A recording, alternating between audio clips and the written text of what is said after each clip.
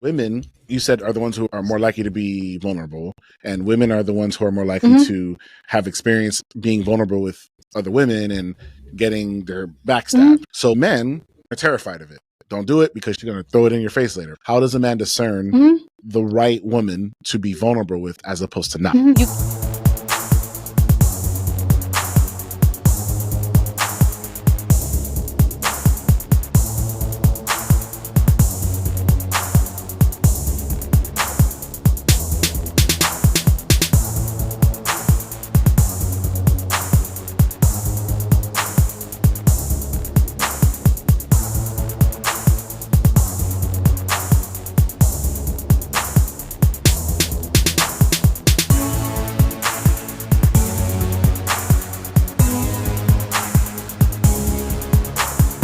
Hello, everyone, and thank you for joining us here on the Couples Development Podcast. I am your co-host, Coach Clark, and I am here with my wife, Coach Mel, and we are a husband and wife team of relationship coaches. So what do you want to talk about today, husband? All right, so I think we should talk about relationships, like we usually do. All right, so I kind of want to continue on the previous episode we did where we spoke about these three things that men want and women want and are looking for. And so I wanted to get down into more of the specifics. Okay. So I want this episode to be more focused about the three things more three things. So finances, from what's expected from both sexes, from an emotional standpoint, what's expected from both sexes, which something tells me we might be repeating ourselves because I kind of have an idea what I want to talk about there, from the previous episode, and sexually, from both sexes and what they expect. And if we have room for more, we can add more. All right. Sounds good. Okay. All right. So first, I'd like to start off with a quote because in in the conversation regarding what people actually want in their relationships, there's this quote you read me from. I forgot who the author was or who the speaker was. If you could remind me of it. Yeah, you're talking about the one from Bell Hooks that we have on the office wall? Yes. Yeah, the one we have on our office wall. I don't know it by heart, but I'll basically paraphrase it. She basically talks about how everyone wants a love they're not willing to give in return. And that's the first part of the quote. And then the second part is that love does have the power to save us, but only if we want to be saved. Yeah. So what do you think wanting to be saved actually means? I think wanting to be saved, from my interpretation, means being vulnerable enough to allow love to save us, to allow love to help us heal. Love can't help us heal or save us if we're not willing to be vulnerable enough to allow that healing to happen. Got it. Okay. So you're mainly talking about vulnerability here, pretty much. I think it's mostly going to be about vulnerability. Yeah, because you have to be vulnerable to heal, so. Yeah, vulnerability. Okay, so that makes sense. So I kind of would like to see how vulnerability comes across these three subjects that we're going to embark on. So I think it'll be quite interesting. So here we go. So first thing, in terms of the sexes, like what and for context, I'm mainly addressing people who are looking for long-term monogamous relationships. None of this, I don't want to offend people that might say anything. Yeah, long-term monogamous committed relationships, people who are cohabitating or people who are married, et cetera, right? That's who we are referring to before people say, well, what about this and that? So we're not talking about that, right? So in regards to finances and what both sexes are looking for in a relationship, right? So what do women look for? And because I know the stereotype of what women look for is like, oh, anyone who's rich, right? What in regards to finances, how do finances come into play with women in regards to relationship, and why is it important to them in a relationship? Yeah, so most of the research, I'm going to answer this question based on the research that I've seen. And most of the research says that what the majority of women are looking for in terms of finances is they want for both themselves and their partners to contribute financially, but they do want their partner, we're talking about relationships here. Yeah. They do want their male partner to be the primary breadwinner. That way, when they do have children, or if they decide to have kids, she can take time off and be there, and basically take time off from work to raise their kids, basically. And usually the man wants the same thing too. Got it. So usually the man wants to be the breadwinner, and the woman wants him to be breadwinner. Now, something tells me. Well, I mean, I think I know the reason, but why do you think the difference? Why do men want to be the breadwinner, and why do women want men to be the breadwinner? I think for the most part, we're conditioned that way. At least in the West, we're conditioned with this traditional archetype of what marriage looks like, that the man is supposed to be the protector and the provider. So I think most people approach their relationships in that way. From a practical standpoint, I think that most people want it because it just makes sense in terms of once the couple does have children, usually it's going to be the wife who stays home, usually. So I think that's the practical part of it. Right. Got it. Do you think the wife, so for the obviously after the birth she stays home, but do you think that the stay-at-home mom thing is outdated? Because I mean, I think it is, but do you think it's something that's like outdated, or do you think it's something that women still want? I think it's something that women still want in terms of for a certain time period. I think women still want to be able to be there for their children when they're small, like when they're babies, and maybe up until they start about school age. And then after that, of course, they still want to be able to go back to work or whatever it is that pursue their purpose or whatever it may be. So I think their desire for the man to be the primary breadwinner is so that she can put more focus on raising a family. But if she's the primary breadwinner, or they're relying, for their lifestyle on both of their incomes, it makes that a little bit more complex. Got it. So it's obviously like the say that they want it for security for their babies, so that makes sure their babies don't starve, pretty much, and that's that whole thing. That's and for them to have a better lifestyle, so that they can live in a better neighborhood, their kids can go to better schools, healthcare, all of that. I think it has a lot to do with that. Got it. Do you think that's currently like from I think women 35 and up, I would think the majority of them feel that way. Do you think women 25 to 35, do you think that that's their it's the same talk, it's the same importance? Because absolutely, the reason why but yeah, the majority of the studies that I'm referencing are studies that were done with college age students. So people don't know that, but often a lot of the studies are done with college age people because they're easy subjects, meaning the researchers have access to a lot of students. So because of that, a lot of research studies are actually done with that age group because they're there in the school. So a lot of the studies that I'm referencing are done in college age people. And so they ask them, what are their expectations? Do you want a man to be the provider, the protector? What are your expectations when it comes to finances and marriage? So often, again, these people are just answering the question based off of a societal conditioning more than likely. But I don't think it changes. The expectation changes based on age. I don't think so.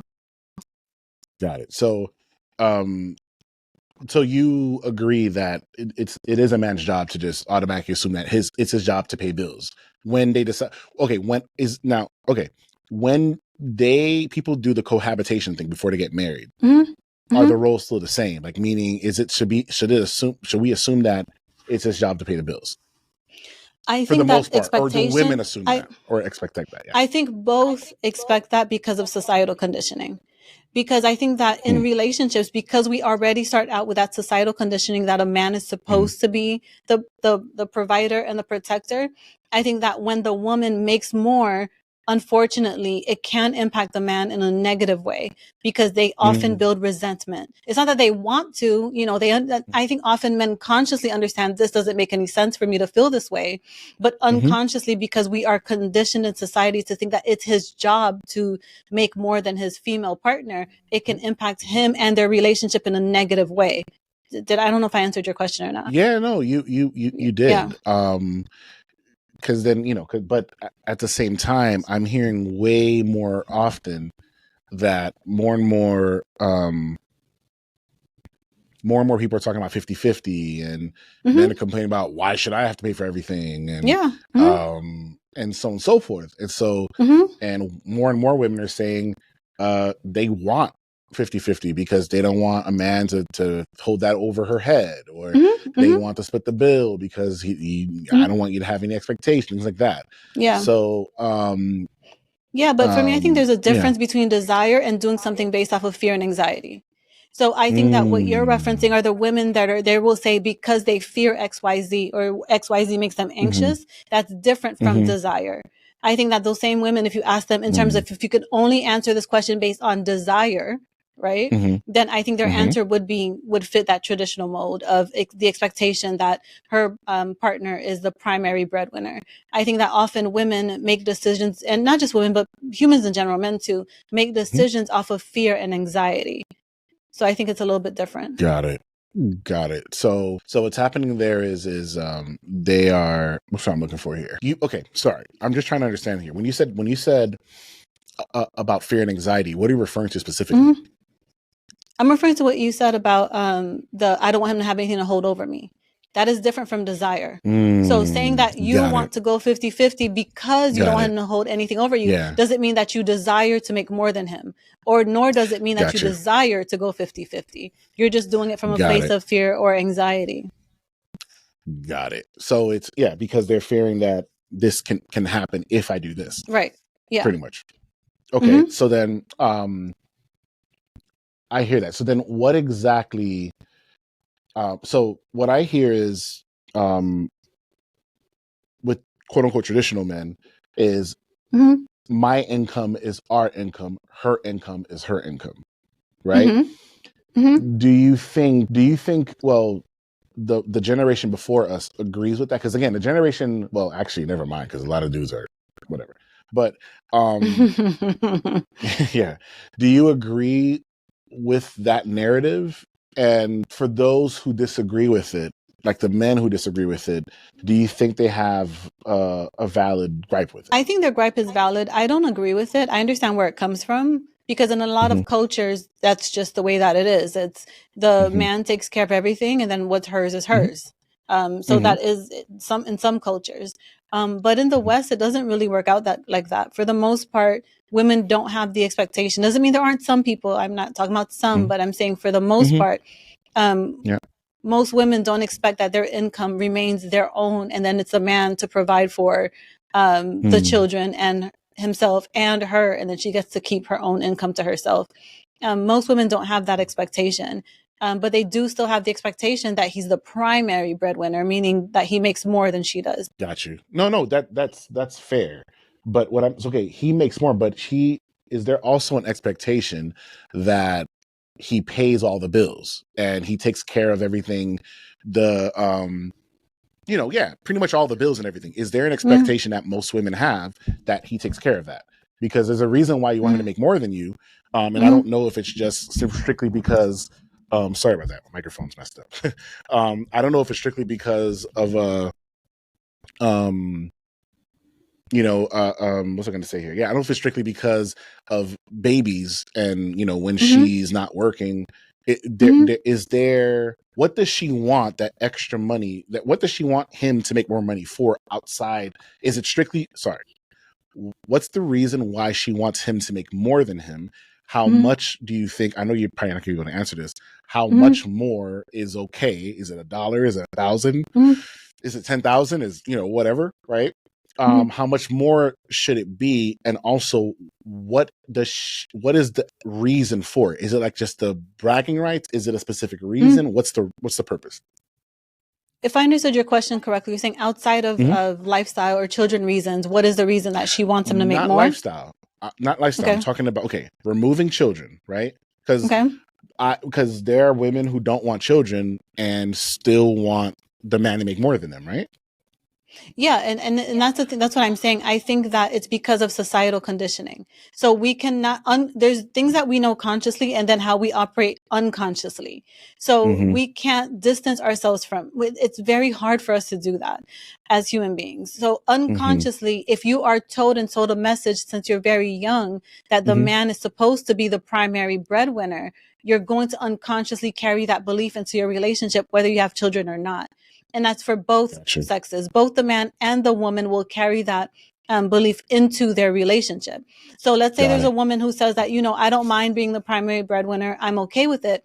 That does happen. But often in those relationships, it still doesn't work out because they both end up resenting each other, unfortunately. So often, even if she's like, I'm cool with it, and he says, I'm cool with it, they get together, they get married. In those marriages, often resentment does build up on both their ends, unfortunately.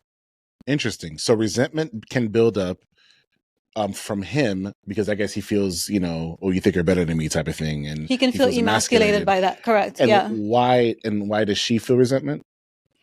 I think what happens is that, again, I think it's societal conditioning. So we can't, those beliefs just exist, right? Like we can work to, what's it called? Challenge them, but most people don't really do the work to challenge them and change them. So we kind of just operate on autopilot through these, the lens of these societal beliefs. So meaning that she may feel like, okay, I'm cool with it because I make enough to where my husband does not have to be primary breadwinner. I'm cool with it. But that can still impact her desire for him because of those unconscious beliefs that she's been absorbing since she was very small. Do you understand what I'm saying? Where it's like the same way that, because whether you're male or female, you were raised in this patriarchal system of what a man is supposed to be. Do you know what I mean? Absolutely. Yeah.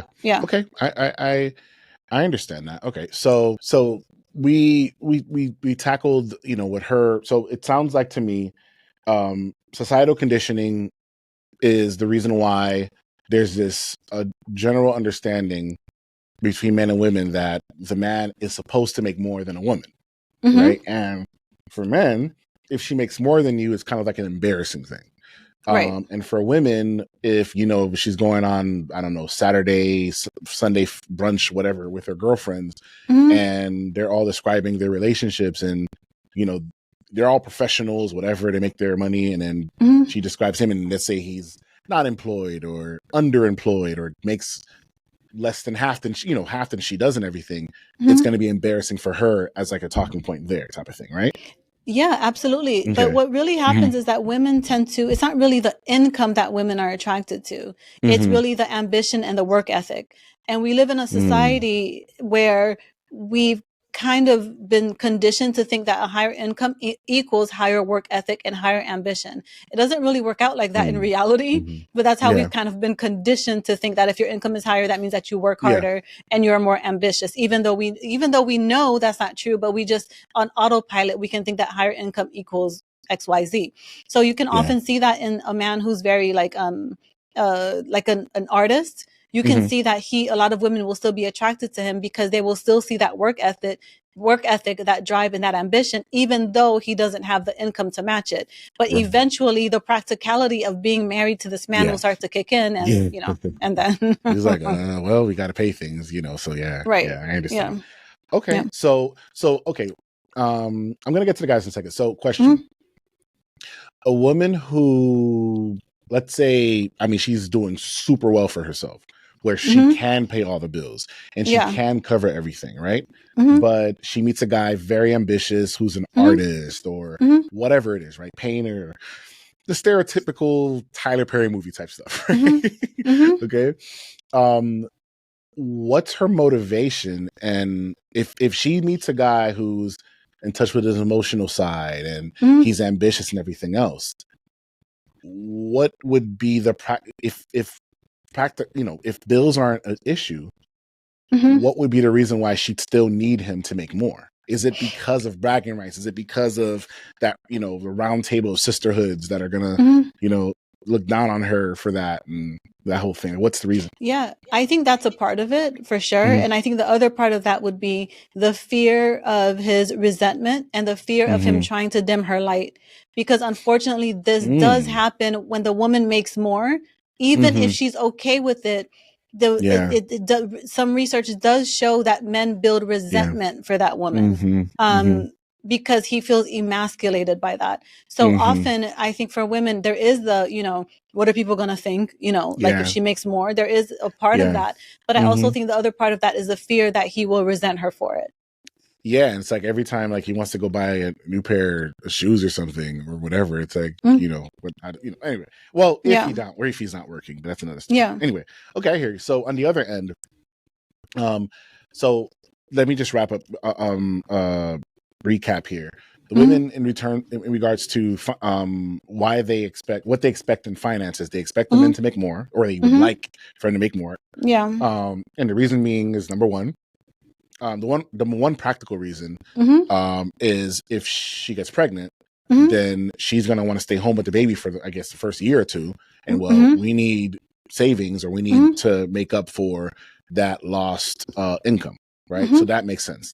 The other reason pretty much is just societal norms pretty much. And we live in this patriarchy, and that's what the patriarchy says you're supposed to do. And so no one wants to feel like the oddball, the weird one per se. And so that's pretty much the other side of it pretty much. And that's pretty much it. Yeah. And I do think that there are a lot of women out there in a perfect world who would be okay with being the primary breadwinner. But in reality, it's just very rare to find a man who doesn't build up resentment for that. It's very rare. I have another question. So when you mentioned resentment, is it possible? Well, okay. Women do not have desire for men because of the money they make. No, right? Not at all. Are we talking about sexual desire, right? Correct. Oh yeah, no, that's not what it is. That's going to tie into sexual, but we can talk about that because it's finances. Okay. Because oftentimes, because again in our community, there's a lot of hip hop and everything, and the loudest, the hip hop community, how it appears, it looks like it's always transactional, right? So it's like it basically seems like women are for hire for whoever is the highest bidder, right? No, I agree. And so the thing is, and at the same time the guys complain about it, but at the same time they still want the money so that they can whatever, right? So my question was, I lost my train of thought, by the way. My question was, are women, can women, I think you answered already. You don't believe women can get turned on by the money a man makes. Now, question, can love languages turn people on? Can love languages turn people on? Yes. I honestly don't have the answer to that. I would assume that other than maybe physical touch, maybe I would guess no. Especially if we're talking about women, but I don't know. I really don't know the answer to that. The reason why I was saying is because someone who has, basically no limitations to their money can be the best gift giver, right? Yeah. To someone who sees gift giving as, their love language, right? And so I was going to ask, because you said that, you don't think women take a guy with money as a turn, like, ooh, he has so much money, right? But stereotypically, the men who appear to have the money, what does society say? He has the options, he has the pick of the litter, and so on and so forth. Now, the type of women that these women are these the type of women that men desire? Are these not only that for marriage and everything else? That's the other side. Not only that, but I think that men falsely think that if women hang around a man, that means they desire him. Men often confuse women making a practical decision from desire. They're not the same thing. What practical decision are they making? Like, oh, he's going to buy me some things, and I'm going to be whatever that may be. Yeah, live a lifestyle. Whatever that may be. It's a practical decision that has nothing to do with desire. They're two very different things. Which is why I didn't check the data, but I heard from different YouTube psychologists that rich men get cheated on all the time. And any man can get cheated on. Yeah, it has nothing. Income does not prevent that.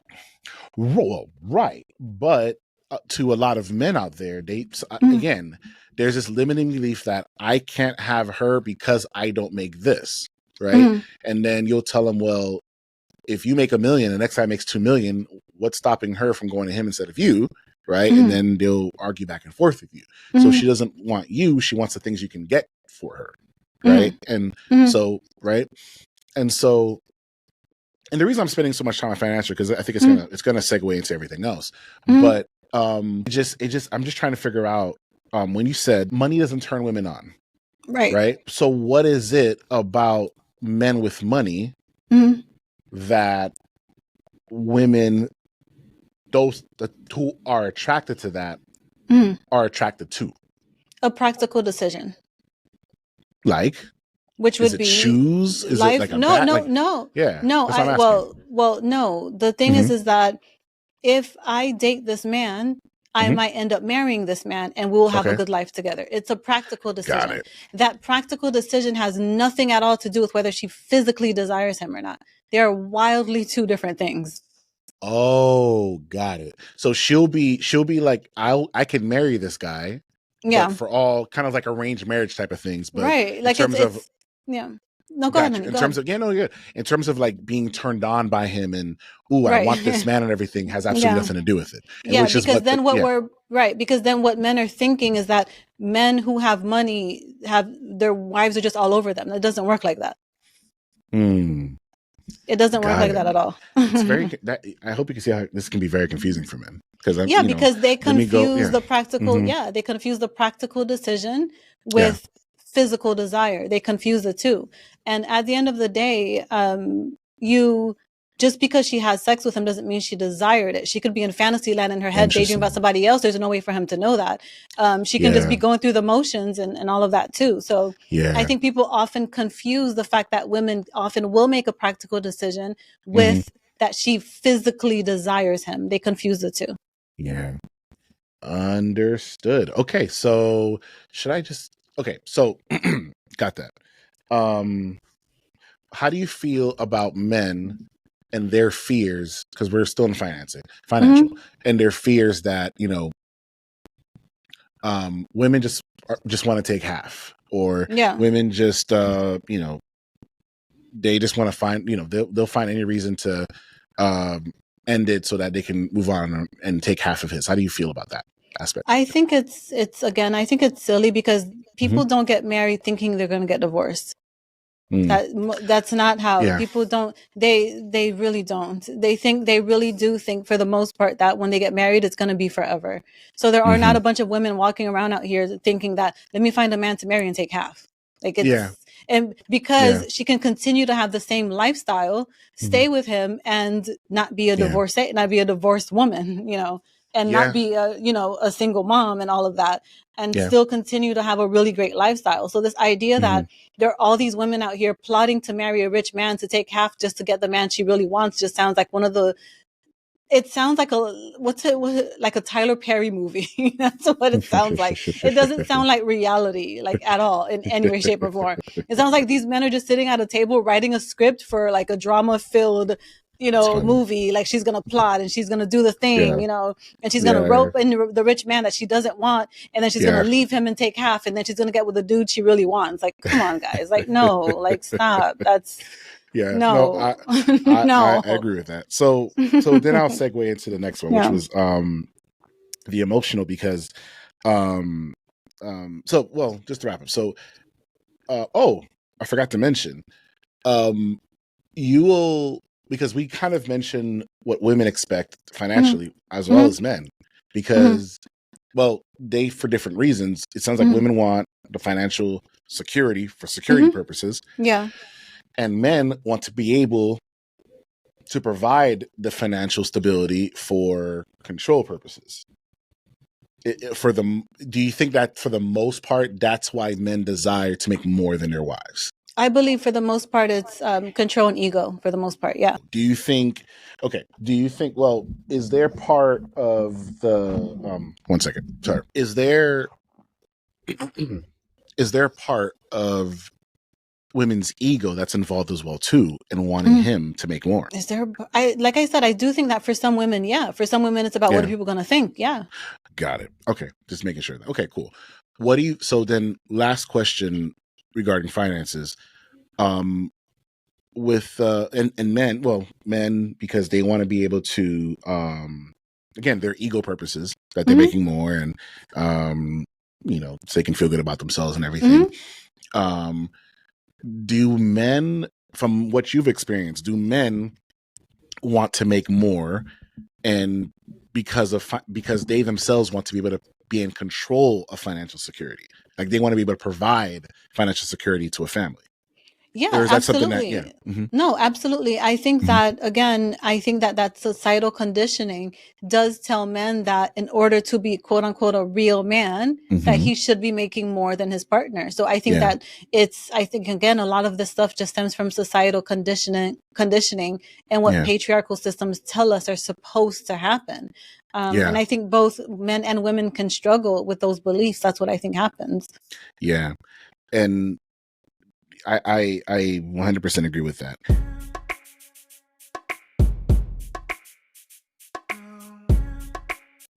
Yeah, her knowing his internal world creates safety. It's kind of like, so a lot of people will understand what this means, like one-sided friendships. So it's kind of like you have that friend who you share all of your problems with, or your story with. Like, I had this issue with my wife, or I had this issue with my husband, or at work, I'm so mad they promote this person. And then over time, you start to recognize that you share a lot of your world, but the friend isn't really reciprocating that. So when you start to realize that you're telling your stories and you're saying, I have this issue with my wife or my husband, or I have this issue at work, or I have this issue with my kids. And when you recognize the friend isn't reciprocating that, you start to feel unsafe in that because it feels very one-sided. So what happens often in relationships that it starts to feel very one-sided because she's very open with him. Right. So, but he's not returning the favor so that they feel connected and bonded and safe together. Sharing our internal world with another person creates trust, intimacy, and safety. That's why it's extremely important for both partners to do that. Do you understand what I'm saying? No, I completely understand that. Okay. So, so fellas, no, it doesn't mean what do women want when it comes to emotions doesn't mean she wants you just to cry all the time and everything. So, it definitely doesn't mean not that. At all. Okay. So, there's that. Okay. So, I will talk about, so men, whether they admit this or not, again, this is where I mentioned this in the previous episode we did, that they expect from women. Especially, and again, I know that we have all, different types of people that watch our podcast, but I'm going to speak on, my experience and the experiences of the men who I, more often I have around me, which are, Black men in the community. And so, like I was saying before, it can be very difficult to navigate because there's so many rules that we have to follow. We don't actually know. There's so many rules that we, in our minds, think that we're supposed to follow. Because we don't want to be ostracized. We care about what people think. We feel like we need to follow suit and everything, which is not very alpha of us, right? So, right. And so, with that, it's, when it comes to emotionality, it's like, okay, she wants this thing. She wants me to talk. She wants me to express myself. She wants me to share my inner world with her and everything else. What happens with men is, well, that's where the vulnerability comes back in, right? What happens with men is, you'll see a bunch of them saying, you share that stuff with a woman, she's going to hold it and going to use it against you later on, which is happens quite often, mainly because we're all raised pretty much by the same type of people that weren't given the same tools to understand, each other as children. we were often, Mhm. Black community, right? For the most part, often dismissed, talk when you're spoken to, et cetera, that whole thing, right? Mhm. And let alone when you're a boy, you're a man. It's like, you're not supposed to cry, tough it out, just deal with it. So what Mhm. happens is with Mhm. men, societal norms says you're supposed to just figure it out. We're supposed to go have a beer. Mhm. Matter of fact, I was talking to a friend of mine about a week ago, and we were discussing the landscape of men, and how, and he's pretty right winged, and Mhm. what he was talking about is how nowadays, right? And he was talking about how Mhm. there's not a lot of things that are considered manly that are celebrated as much, right? Mhm. And Mhm. and then I was telling him, well, the reason why is because, well, society has adapted. The things that, back then when we were Mhm. hunter gatherers, whatever it is, we had to look out for that saber-toothed tiger trying to kill our family. So we had to, be on the lookout for it. And Mhm. so being stronger, being faster, Mhm. being more, keen with our senses was important. Now it's all about the Mhm. brain, right? It's all about how smart you are, because the Mhm. richest men in the world are the ones who wield the Mhm. most power. And the richest men in the world, I guess, except for Mark Zuckerberg, who does jiu-jitsu, I think, but the richest men in the world are Mhm. all dorks or dweebs or nerds or whatever the hell it is, right? Mhm. And that's what they are. They Mhm. Mhm. don't bench, they Mhm. don't hit the gym, they're not gym bros or any of that Mhm. stuff, right?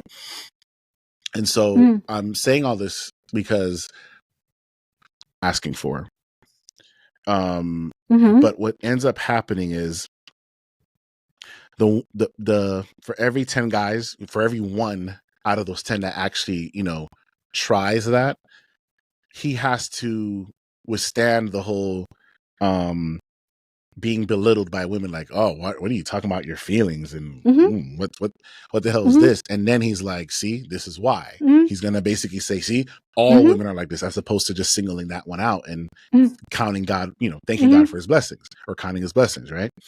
Mhm. And so we oftentimes are told to suppress. We're not told to, we're just taught to, by not being taught to Mhm. speak directly, or Mhm. indirectly by watching and Mhm. observing other men, which men don't sit Mhm. there and have conversations about anything, really. They do sports, Mhm. right? And then, so the same guy, I was telling, Mhm. I was telling him how, and he's Hispanic, and we're telling him how we have a group chat. I like to call it the barbershop, because it's because the black barbershop is pretty much where men go to express themselves. But are they expressing themselves about Mhm. love and about emotional stuff? No, but they'll talk about current events. They'll talk about women, whether they're talking about who looks Mhm. good, or women Mhm. problems or whatever it is, but not like in a Mhm. just more like, kind of like a surface level type Mhm. of thing, right? And so I was telling him how, Mhm. and he was telling me, in the Latin community, I he's like, I don't have that. I was like, well, that's interesting, because the Dominican barbershops I've gone to, especially guys from New York, they're very Mhm. much like, it's like, yeah, those guys for sure. But he's like, basically, because South Florida based, he's like, he hasn't Mhm. experienced that, where dudes can get into Mhm. heated discussion and talk things out and be perfectly fine, right? I know I'm Mhm. taking a long time, but um but with that said, there's this men have to do, and it's very hard to master, Mhm. where we have to understand stoicism, Mhm. and where we have to understand, because it's manly, Mhm. and we have to understand how not to be too emotional about things, and to be logical, and to do this, that, and the other, right? And so it makes it hard, Mhm. very, very difficult, while we're trying to practice being accepted into society as not wimps, or not weak, or not this, that, and the other, while women Mhm. are asking us for this thing, which is being more in Mhm. touch with our emotions, and so on and so forth, all while many of those same women saying things like, "Oh, what kind of men moan?" Or, as a man, how do you do this or this, that, and the other? And they're kind of like, you know what, forget this, right? And so I guess my question was, that was a long, solo I just did there. So my question is how do men navigate that, and are women aware of this, and are women aware of the role they play in preventing men in general for not being comfortable giving them that?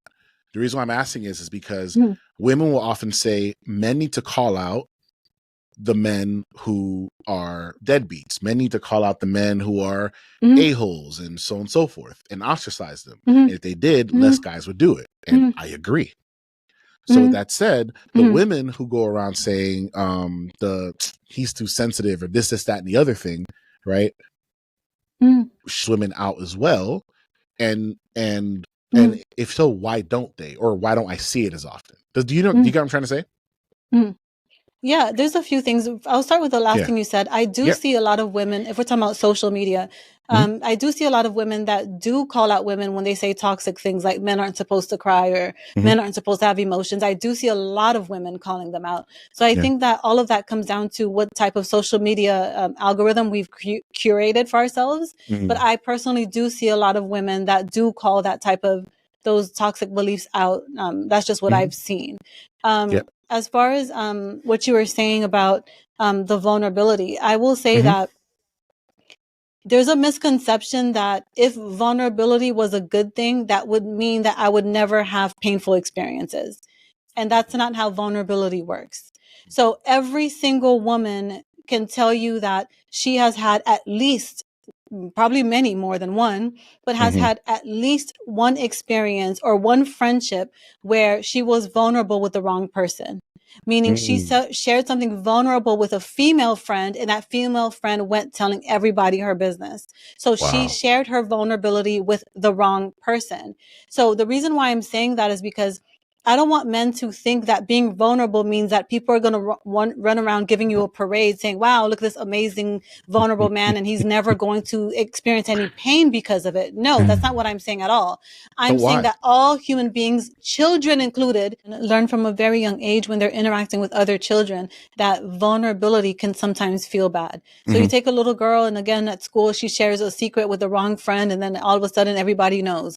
Or you take a little boy who shares something with another little boy, then he gets teased or bullied for it. So even children understand that there is some pain that comes along with being vulnerable with the wrong people. So I'm saying the same thing to men. It is not everyone that is deserving of your vulnerability. Now, my question is, do you want to be in a relationship with someone who is not deserving of your vulnerability? And if your answer is yes, that's going to be problematic because your relationship, your romantic relationship, if anywhere else in this world, should be a safe space for you to feel like my partner is deserving of my vulnerability. So I don't want any man to think that when I say men should be vulnerable, that I'm saying they should walk around gifting their vulnerability to every woman, to every man, to every person. No, I wouldn't even say that to women. It is not everyone who is deserving of your vulnerability, but your romantic partner, someone that you say that you're married to, that you want to spend your life with. If anyone on this earth should be deserving of that, it should be your romantic partner. That's what I'm saying. How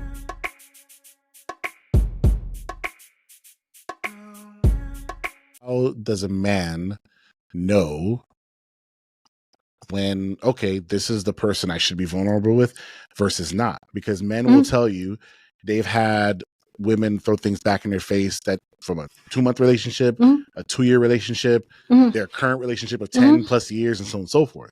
So how do they know the safe space as opposed to not? How do they differentiate between that? Well, number one, I would say, and I say this often, and the reason why I say it so often is because it's true. Relationships are our mirrors. So if you find that you are in a lot of relationships with women who make you feel emasculated for having feelings, you have to ask yourself, what is it that attracts you to that type in the first place? The reason why I'm saying that is because often we get into relationships with partners that will punish us for the parts of ourselves we don't want to see.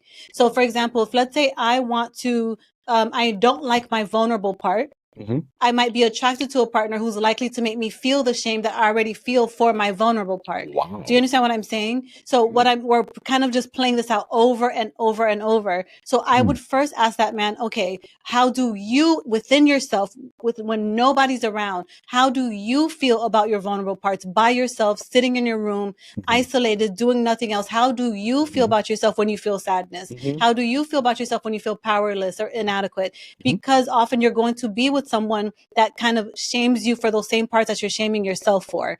Do you understand what I'm saying? Yeah. What does that mean, by the way? When you said that they will get with someone, can you elaborate on that? Because that was good. When you said that, yeah, it's they'll just often find someone who will. Yeah. Go ahead. No, go ahead. Yeah, it's a little bit complex, but I'm gonna try and explain it. So, oh God, how do I explain that? Okay, so I'm gonna try and mirrors. say this the best way that I can. Yeah, no, it's just it's super complex. That's why I'm gonna try really hard. Oh, we're talking about emotions, to explain it. Yeah. So the thing is, okay, so your relationship being your mirror means that your romantic relationship will reflect back to you what you don't want to see in yourself. If you are unhealthy, if you are mostly unhealthy, your relationship will reflect back to you what you do want to see in yourself if you are mostly healthy. And I'm going to try my best to explain that. Okay.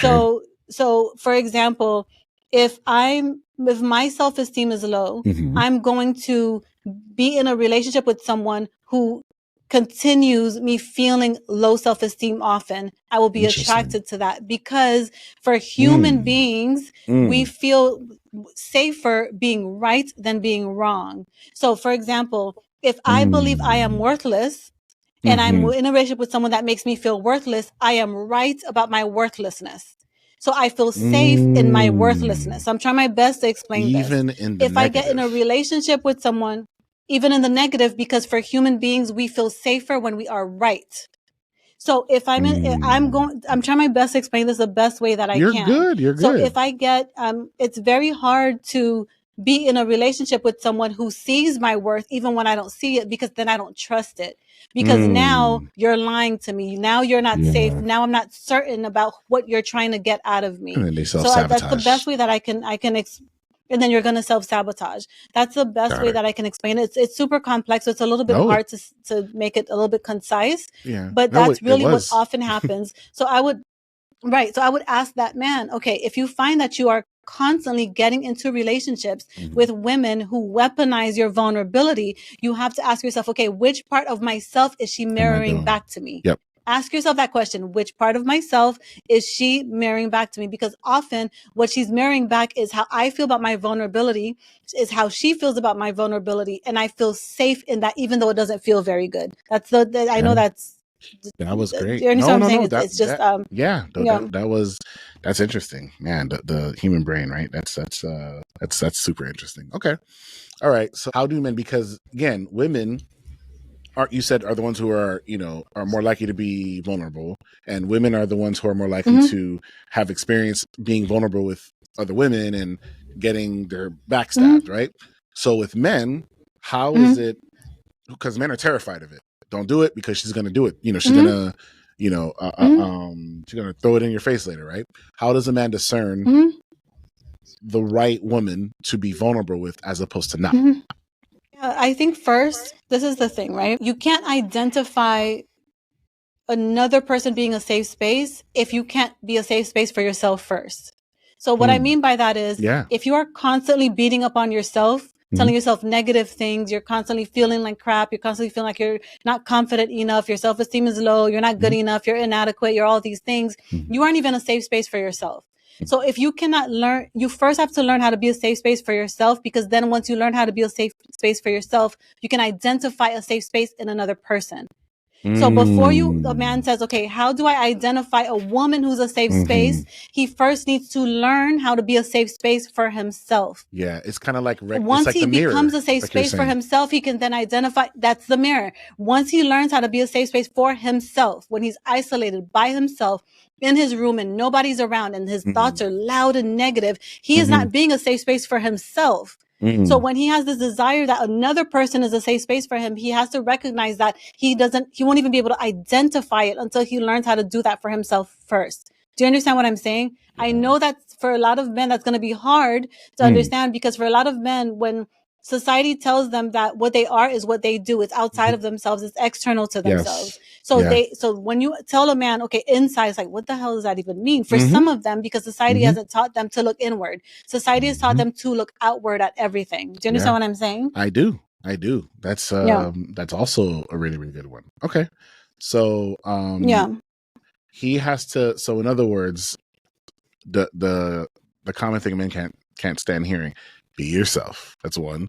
And also work on yourself. and also know yourself. I mean, that's the answer, though, unfortunately. No, I hear you. It is what it is. And so once you're saying, and once you have those ducks in a row, and you understand these things and you master these things, right, then you'll be able to recognize similar characteristics. Because what you said earlier was that some people will, if they have a limiting belief about themselves that they're not worthy of love, and someone, they'll be attracted to someone that confirms that bias for them, that they're not worthy of love, which is kind of this crazy sadomasochism, like really bad, right? Because it feels safe. That's the reason. Because it's familiar. Familiar things feel safer, even when they make us feel like crap. That's just unfortunately a huge part of it. Because when it comes down to it, more often than not, we don't allow people to talk to us in a manner that we don't talk to ourselves.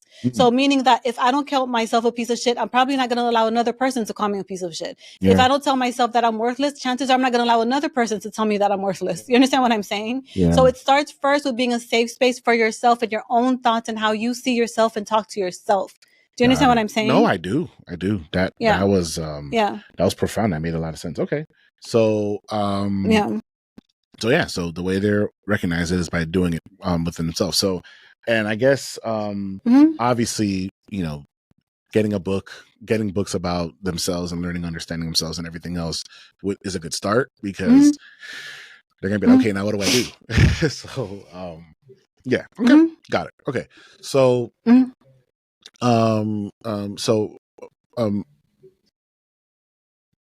how men should get in touch with their emotional side, and meaning what you're saying is not something that you have, it's not performative, it's something internal that already exists. You just have to bring it out, and it's either she likes it. It's like the birds in nature dancing. It's either she likes to dance or she does not, and that's it. It's not what dance is going to get her to like me, and then whatever. Now again, and then maybe I can get her. Now again, if your thing is to try to catch someone and you're fishing, well, that's one thing. If you're and if it's working, whatever. Now, if the idea is to end up with someone long term and in a committed relationship, you can't approach it the same way you would approach just casting your fish net out there and just trying to catch something. You know what I mean? And then hoping for the best results. So because are you going to be able to keep up that performance long term? Chances are you won't be able to. It just isn't worth it. Because often, men are conditioned to figure out what to say, what to do to get her. And then once they get in that relationship, and then the intimacy starts to go down, the sex starts to go down, the way her contempt for him starts to go up, her resentment for him goes up, and then he ends up confused about it. Well, from the beginning, you were put on a performance that worked, and then you feel like once you get comfortable, you should no longer have to put on that performance, but it doesn't work like that. So it's always in a man's best interest to be authentic from the beginning, if his desire is relationship. Because if his desire is relationship and he's performing, he's gonna have to keep up that performance like until like eternity. It's just not worth it. No, I hear you. That was really, really good, man. That was great. Okay.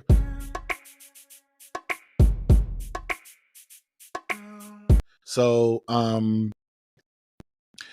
what men want from them emotionally. I don't even think that question has ever been asked. What do women want from men emotionally? I don't know if I understand the question. Women want from men emotionally. What I'm asking is, okay, do you think women know what men expect from them from an emotional standpoint?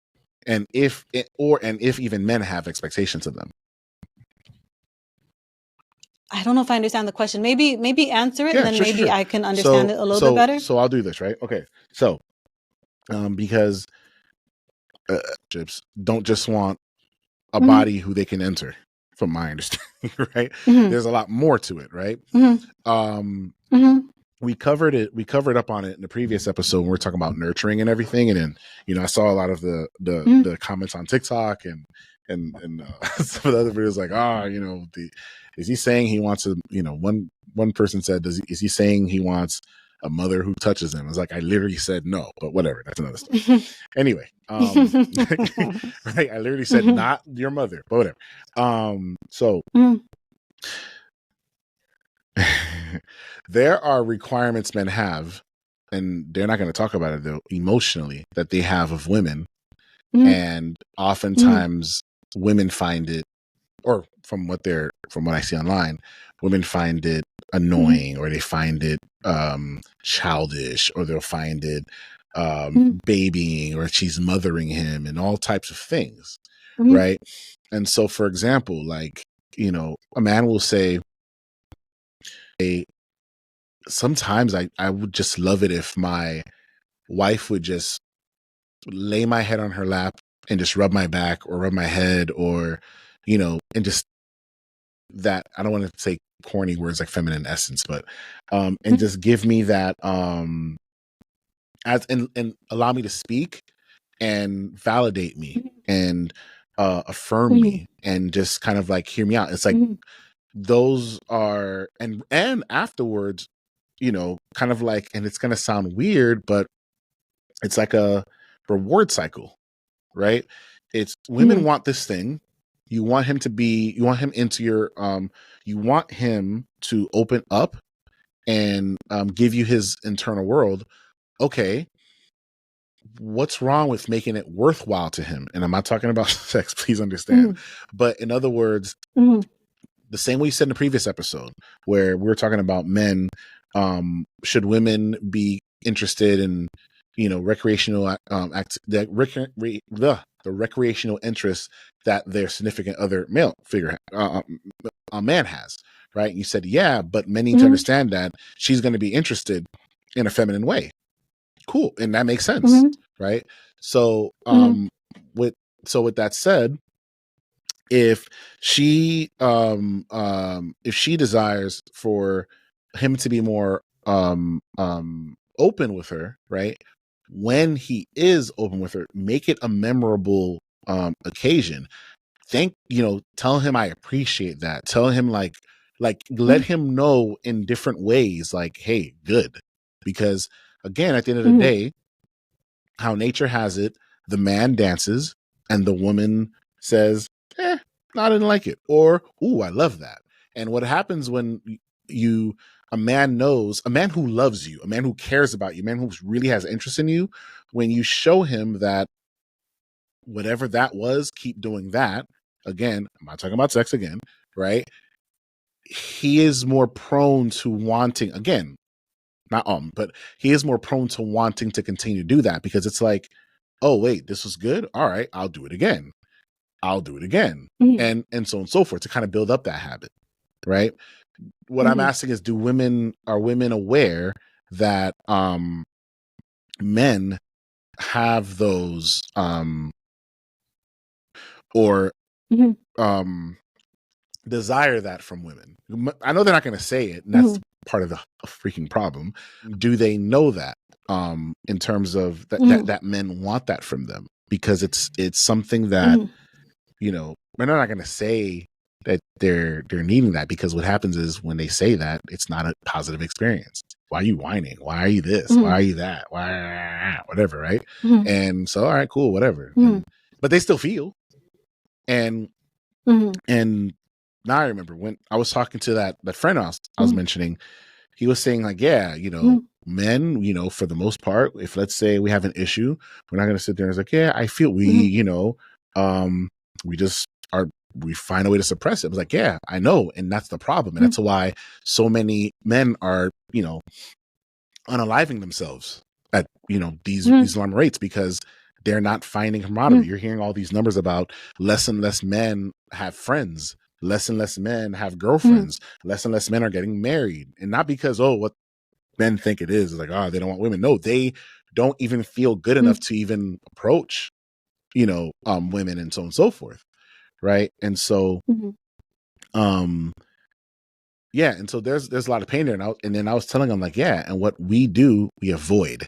You know what, bro? Yeah, she broke up with you. You know what? Forget that. Let's hit the strip club, right? Or, you know what, bro? Like, forget all that. Let's go have some beers, right? Oh, you know what? Let's go fish. And then when men go fishing, they don't talk. They're very silent, right? It's just avoidance, avoidance. And so having that woman who is able to make that man feel comfortable in being vulnerable with her, it's like, whoa, this is different. And and it's like, oh, this is different. And the need that a lot of men have. By the need, do you mean her to be? You meaning that men have a need for women to be nurturing? Because that's the word that I would use for what you're describing. Is that? Yeah, it is nurturing, but I'm trying not to use that because it was very, I don't know, not triggering. It was very disturbing to some women. I don't know why. Whatever. Right. So meaning because we're talking about So we're talking about emotion, right? It was. So we're talking about emotions, right? Are women aware? Whatever. Are women aware of the emotional requirements that men have of them towards them? Not just women to. Yeah, I think. Yeah. So sorry. Go ahead. Yeah. So So it's such a complex answer or question, but what it is like this. Okay, it's not that really that women don't want to, I guess, emotionally support their partners. That's not what it is at all. What happened is that in the past, women carried the majority of the emotional labor for their relationships, and it wore them out. So the problem is that when we tell women to carry more emotional labor, they just view it as, okay, wear myself out even more.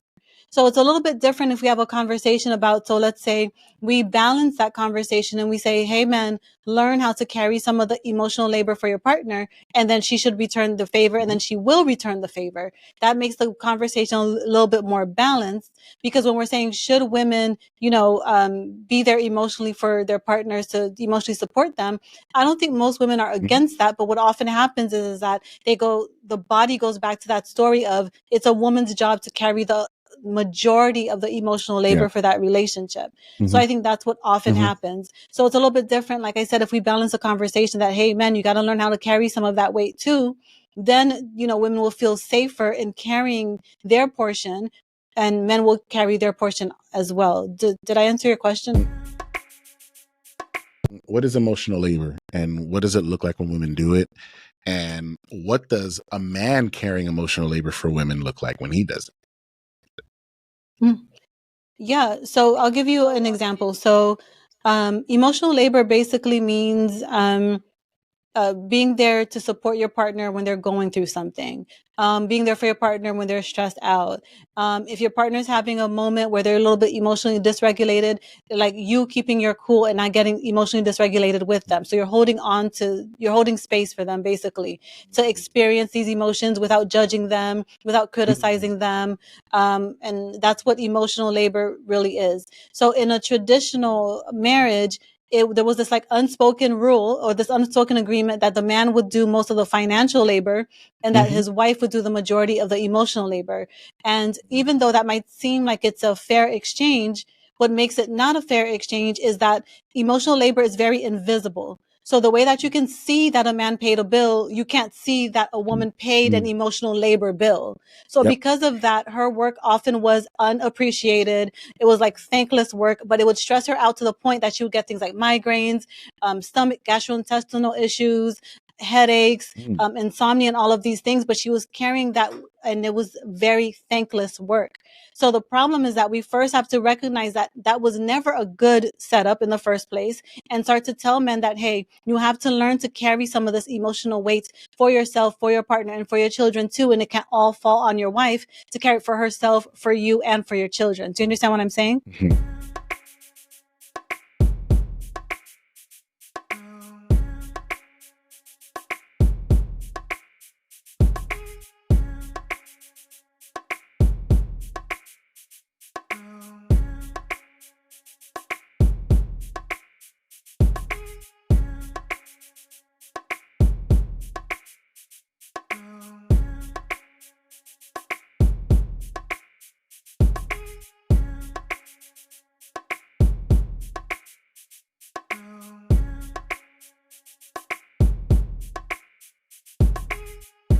You mentioned, But real quick, I do have a quick question for you. Please, yeah. You're more than that.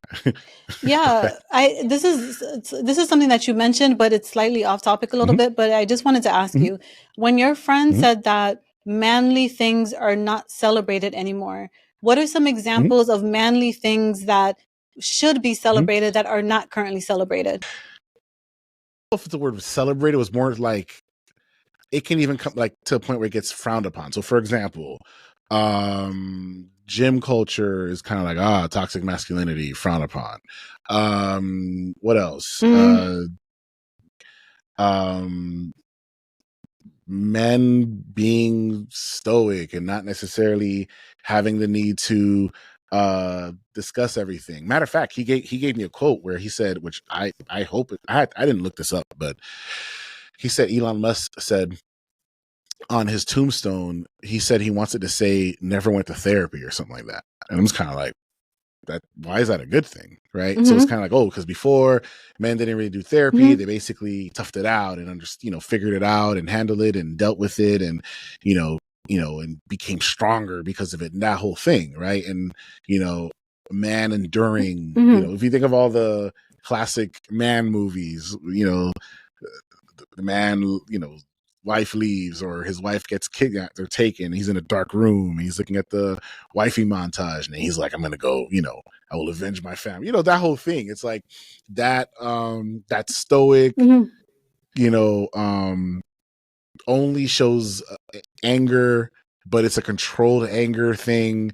It's just very like this caricature, like this, like, it's very, again, you think of all the what was that movie? Die Hard. Right, like that guy. I forgot his name. The EPKA guy, right?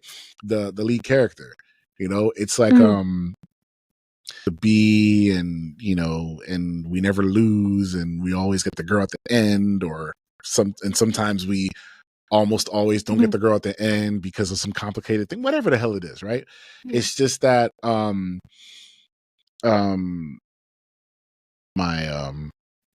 head around this.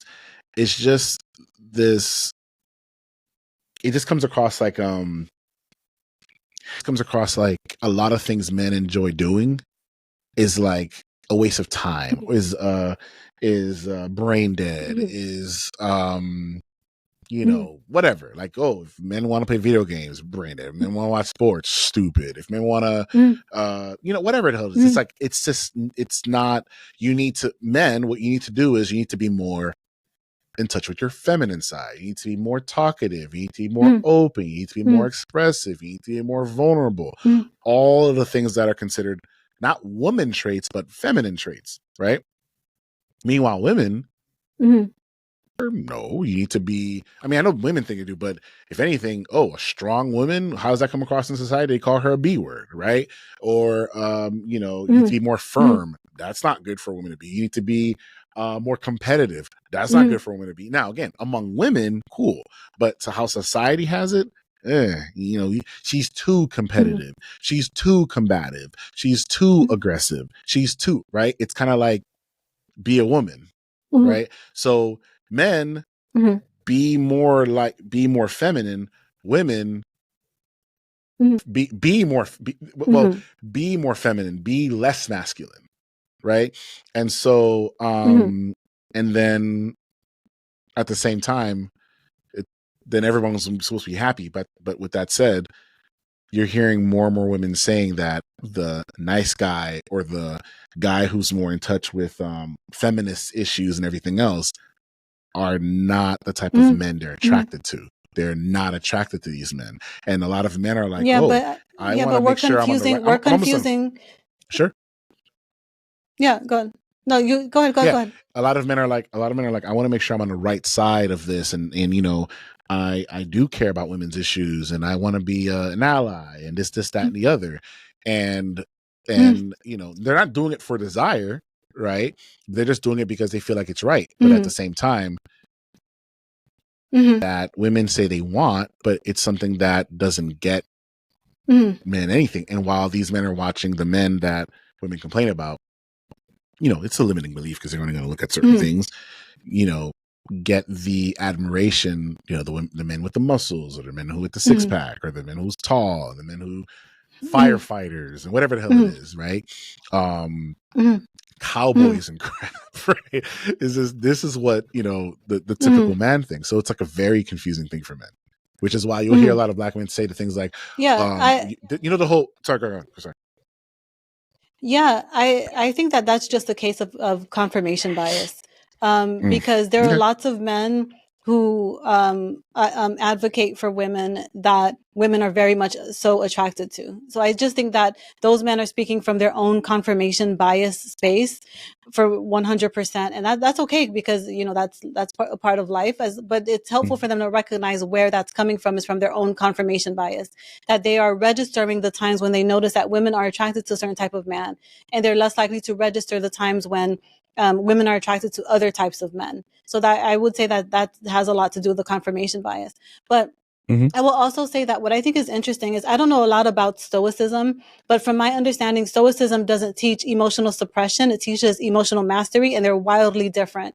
So, for example, men of the past did not, I'm talking about in Western culture, men of the past were not stoic. They were avoidant, and there's a difference. So, for example, a man who always felt feelings in the past, the way that he suppressed his feelings and avoided his feelings is that the feelings would just be drowned out in things like workaholism, alcoholism, anger issues toward his partner, and things like that. But those feelings were still there, and that is not Stoicism. Nice. That is quite the opposite of Stoicism. So I just think it's interesting often that men talk about Stoicism, but I don't know how many actually truly understand what it means. And again, like I said, I don't know a lot about Stoicism, but I don't really believe that what they were teaching was emotional suppression as much as it was emotional mastery. I think those are two very different things. Yeah, no, I agree with you. I would have to agree with you with that. But yeah, I forgot what your original question was. I think I answered it. I'm not sure. But yeah, I was asking because you were saying your friend said that they don't that society doesn't celebrate manly things, and you said gym culture. I don't really know if women even pay attention to gym culture. I really honestly don't know. I think that that's something that men more so pay attention to than women do. Yeah. I don't know. I don't know how many women are walking around even thinking about gym culture. I honestly don't know. No. Well, either again, I think they're probably just indifferent to it more than different to it. Yeah, I was just saying that I don't think women spend their time thinking about how much men shouldn't be into gym culture. I don't even know that that's a talking point for women. Yeah, but the thing know. is, the question you asked, I wasn't referring to women. I was just saying that with I said society doesn't celebrate, right? So again, I'm not talking about women, right? Or women, because we have care about. Yeah, no, I know, but yeah, the only reason I singled out women is because if we just go based on the two sexes, if we just do that, if we're not talking about women, then we're talking about men, or we're talking about both. So that's the only, because that's what makes up society, Right. So that's the only reason why yeah. That's the reason I singled out women, is because I don't hear women, because as their role in society, talk about gym culture. There just isn't something that I hear. Usually when women are talking about things that they feel are manly and shouldn't be celebrated, it's usually things that harm society or themselves. So it's usually going to be things like aggression and misogyny and sexism.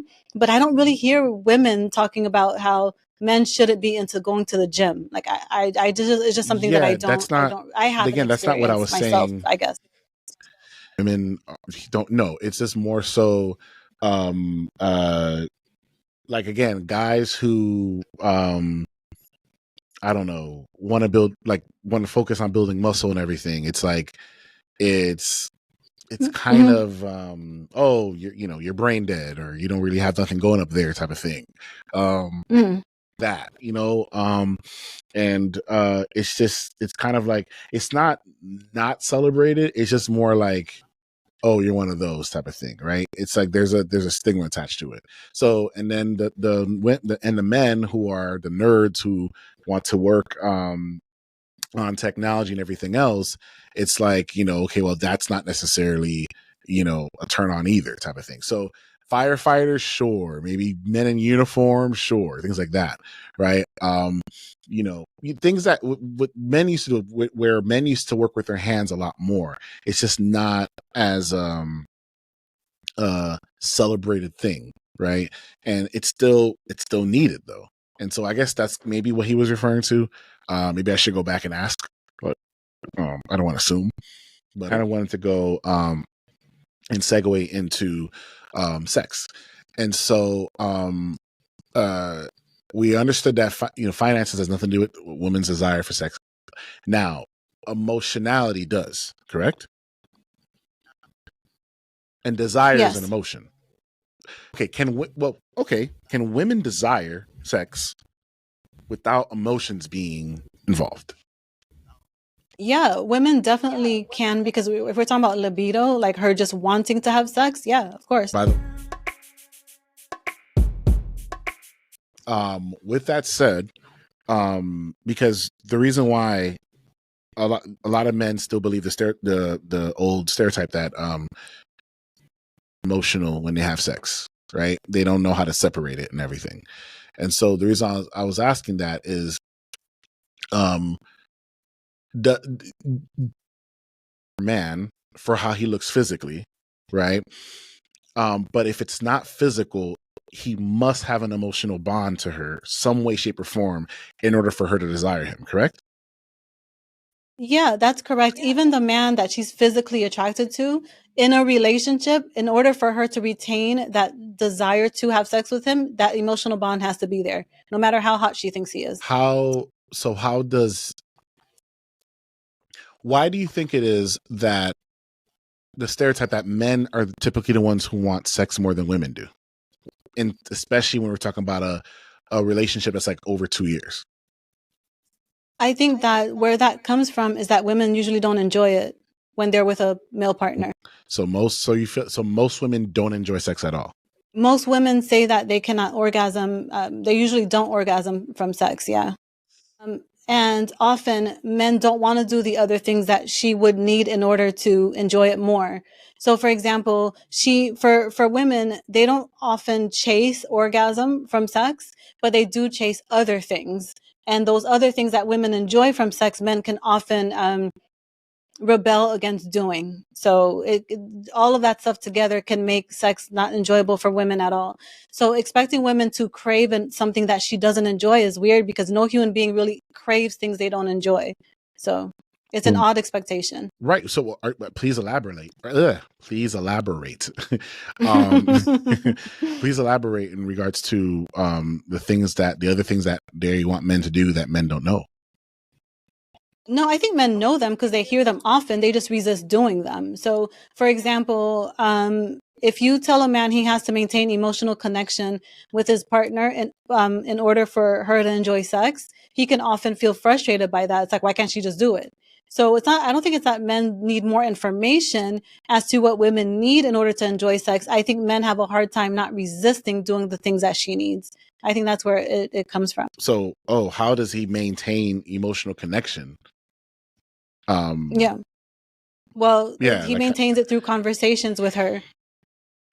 Through talking to her about his experiences, his day, asking her about her day, asking her about her plans, her goals, sharing his goals, his plans, planning to go do things together, going to whatever, the movies, comedy shows, dinners, traveling, making sure that they have a lot to talk about with each other and a lot of new experiences together. Not necessarily going to do things is not what I mean by new experiences. I just mean that what often happens is that, so the desiring sex is really heavily driven by the anticipation of pleasure, right? So you're thinking that you're going to enjoy something. So what happens is when you are in a relationship, we often misguidedly believe that we know everything there could ever be to know about our partners. And it's such an interesting thing because we ourselves know that as we grow and get older, we learn new things about ourselves, but yet we have a hard time recognizing that there are going to be new things we're going to learn about our partners too. So because of that routine of, I already know what to predict, what's going to happen, what he's going to do, what he's going to say, how he's going to act, how he's going to react. All of that dampens the anticipation of the possible pleasure with her partner. So because of that, it impacts her desire to even want to do it at all. I might not have answered your question. You did. But, that was, so it impacts her desire. So then he basically needs to try and talk to her, obviously, to know who she is, and I guess really knowing her is a start, and by not trying to guess or base what she should or shouldn't want based on what his ego tells him she should or should want. I'm assuming is one. So now after that, so I'm just trying to figure out, okay, so he wants to be more emotionally connected to her. Okay, he talks to her, he shares his internal world and everything else. And what's going to happen is, because men have to measure, they have to, well, I spoke to her 6 times this week and nothing happened. What am I doing wrong? They're gonna, how does, you get what I'm trying to say? It basically, it's like, how does he get, I think I'm going to answer my own question. You said this in a previous podcast, and you said that unless you're dealing with a sex worker, men have to understand it's not going to be transactional. It's not going to be, when I do this, I should get this. It's not going to be transactional. It doesn't work like that. And it's so interesting. And it's so, this is the interesting thing, right? Mm-hmm. Men are more likely to want to push the narrative that men and women are different. But except for sex, why can't she be just like me? That's a very good point. But so what are they supposed to do though? So it's like, okay, I talk to her, I share my, he goes and like writes down everything he can think of himself. Okay, I'm going to tell her things. And all right, now what? Like what's the timeline? How long does it take? Is he not supposed to think about it? He's supposed to ignore it. Okay.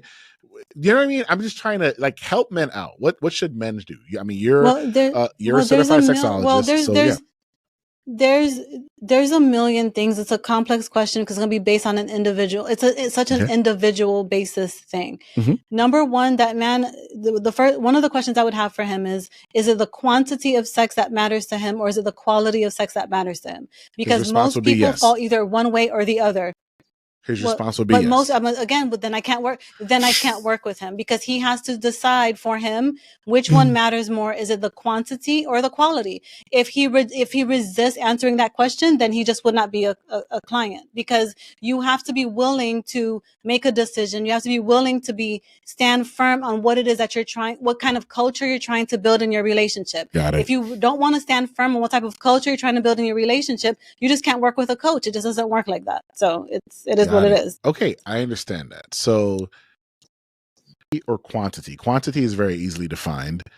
What exactly is quality? Is quality for her to enjoy as well as he enjoy? What does quality mean? Yeah. So quality is going to depend on that man and that woman. Mm-hmm. So those would be individual questions for him. Mm-hmm. So for example, when he says, oh, that time was better than that time, what is he referring to? Mm-hmm. So it's going to be on an individual basis. What does that look like for him? So if he's more focused on quality, then we can work to improve the quality in that relationship. Yeah. If he's focused on quantity, there's as much as he may not want to hear this, it is impossible to get quality 7 times a week, 7 days a week. It is impossible. It just doesn't work like that. And why is that? So he has to decide first. Well, there's a million reasons. He doesn't work like that either, because explain. He doesn't work like that either because it's just going to get really into too much stuff. But the reason why it doesn't work like that is because when we're talking about something like dopamine, you are going to reach a cap to where you're not getting the same hits anymore. It just doesn't work like that even for him. So that's why I'm saying he has to decide, is it more important to him the quantity? Mm-hmm. Therefore, how many times do we do it? Yeah. Or is it more important to him the quality, that when we do it, what is the quality like when we do it? Yeah. So he has to first decide, okay, when it comes to my sexual relationship with my partner, what type of culture do I want to build there? Do I want it to be one of quality, or do I want it to be one of quantity? And he has to stand firm on that. He can't just be wishy-washy, like, well, I want both. I want the quality and the quantity, and I want everything. Yeah. Again, that indecisiveness will be unattractive to his partner. He has to decide, what type of culture do I want to have in my relationship without that wishy-washiness factor? Do you understand what I'm saying? I understand that.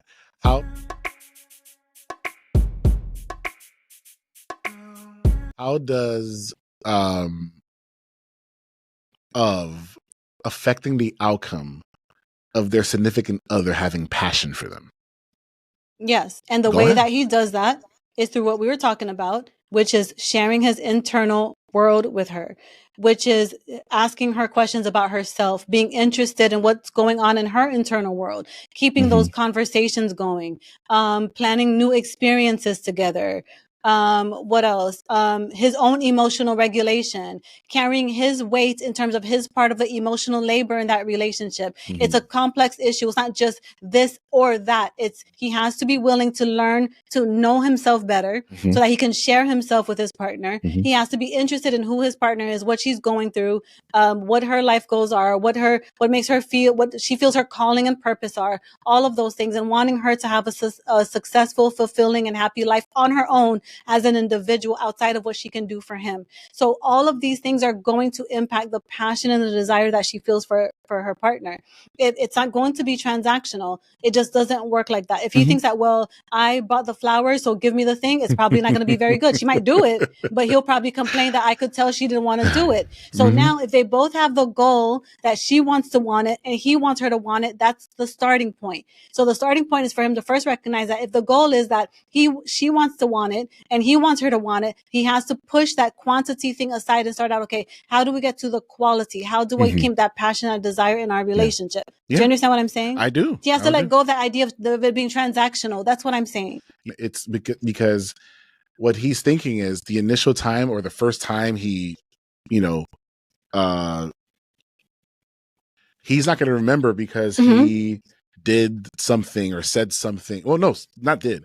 Said something or he's going to think what happened is I took her somewhere, I bought her something, and later on we Netflix and chilled and she went crazy. So, okay, do it again. And okay, I took her somewhere, I bought her something. Was he mute on the entire date? Was he mute on the date? No, he was not. But what happens is this. I'm with you. What happens is this, right? He's trying to, because men don't remember the things. He's trying to connect and try to pinpoint something that he did. I took her to this place. She ate food. I took her to do this thing. She had fun. I took her home, and she went crazy. Okay, I would like this again. This works for me. He's gonna do the same thing again, and then routine hits in, which is something that women can't stand. Right? It's not just women; it's for men too. When it comes down to it, routine is the killer of desire. It just is. Yeah. How does one know when they're in a routine? How does one, is this a conversation that men need to sit down and speak to the significant other about and really get down to the bottom of it? And then is there a solution? Yeah, of course he should talk. Yeah, he absolutely should talk to his partner, but I also want to say that often she doesn't know either. So that's why it's often helpful for the couple to work with a sex therapist or a sex coach or an intimacy coach or whatever, because often she doesn't know either. So she might try her best to answer his questions, because often what happens is when men will ask their partners, hey, why aren't we doing it? She might say, oh, I'm stressed out or I'm tired or the kids, What she's really doing is she's just trying to make a best guess what might be causing it. So then what happens next is he's like, okay, fine, I'm gonna do the dishes. He does the dishes. I'll pick up the kids. I'll put them to bed. I'll do all these things so that she's not stressed. And then he's like, wait, why is it still not happening? Yeah. Right. And then he's like, why is it still not happening? And she will be just as confused as he is why she still doesn't want it. So often she's not aware of what is causing the lack of desire either, often, until they work with someone that can help them unpack what is actually going on in their relationship. Yeah. And it will come across to him as a huge rejection. Despite all this stuff, he's like, I'm doing way more now than I did before. And it's like, no. So yeah, that's interesting. Yeah. Which is why I say it is not what he does that creates most of the desire. It is who he is that creates most of the desire. All right. That was a lot. I think we probably have to do a way longer episode in terms of intimacy, physical intimacy. Matter of fact, that would be a good one to do next, or whatever. Because I feel like there's a lot there. Because what I can see men watching this episode and being kind of like, I still don't know what I'm supposed to do. Because what men are gonna do is they're gonna do is, okay, I'm gonna do this thing, and they're gonna wait for it.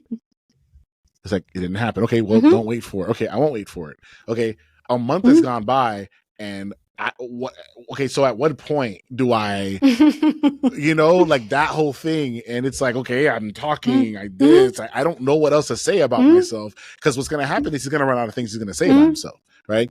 Okay, he needs to be ambitious, whatever. Okay, like think of something. I'm going to try to buy an NBA team or something. I'm just, you know what I mean? It's like, yeah, it's like, what am I supposed to do here? But, but I get you though. I get you. So anyway, to wrap things up, we, in terms of the three things we mentioned, with finances, are there outliers? Are there gold diggers? Yes. Are there men who, in half of their stuff? Yes. But for the most part, yeah, but for the most part, financially, women want men. They want protection and they want provision, because they're thinking about their children, they're thinking about lifestyle, they're thinking about being safe in a good neighborhood, and so on and so forth, and not having to struggle, right? And for men, they should think that what she does for a living or what she brings to the table financially wise or education wise should be important, right? So we spoke about that. In terms of emotionality, or emotions, what you defined with men being more in touch with their emotions is basically men knowing who they are and really becoming an expert at who they are internally. And one key factor there I got was making sure that he stopped saying things like, what do women want, versus how, where do I find the women who want a man like me and as I am. And in other words, you have to know who you are, right? And on the other end with women, do you know how much emotional care a man could use from you? And what you then said is that, well, men need to understand about the whole emotional labor game, but still we're gonna still hold women accountable as well too, that he can use some emotional care on your part, and he can use, and how that comes across towards him are affirming him, validating his feelings, and making the experience of him being open to sharing feelings with you a positive one, right? The same way, if you want her to be more into the things that you're into, she's going to ask you questions like games or sports or whatever the heck it is. You have to understand that she's going to be asking a lot of questions because she connects with conversation. And then lastly, when it comes to sex, we kind of really didn't go over the guys, but because it's like, we kind of didn't really go over it. Well, actually we did, because you told men, well, you have to ask yourself, do you want quantity or quality? And no, the answer is not yes. You have to really be, because you're saying it's impossible to want quality every single time and get quality every single time. Men are going to be like, well, I beg to differ, but whatever. Right. Because, yeah, I'm a porn star, whatever. I don't know. So, and that's not quality. That was really bad. I'm sorry. What was it? Yeah. And not only that, but even porn stars have fluffers. And so with that, yeah. And so with that said, in terms of sexually, it's like, yeah, there's nothing men, it's not ever going to be transactional unless you pay a hooker for it, right? And even, whatever, right? And it's not going to be, I did this thing, where's the sex? That's never how it's going to be. You're just going to have to understand that naturally human beings look for novelty, and you have to find the best way to bring novelty in, and not in with her in terms of sharing new experiences, talking about those experiences from a much more emotional level and a much more deeper level, and sharing with her your internal world and how it affected you and everything. And so I pretty much capped off everything, right? Did I miss anything? Yeah, no, I don't think so. Perfect. That was a very long delay there. Okay, so that would be it for season 2, episode 2 of our Couples Development Podcast. Of our Couples Development Podcast. Sorry about that. Thank you guys for joining us. whoever decided to watch the entire video, God bless you. Please leave us a like and a comment at the bottom. Let us know what you agree with, what you disagreed with, and we'll see you next time for episode 3. Have a good day. Bye.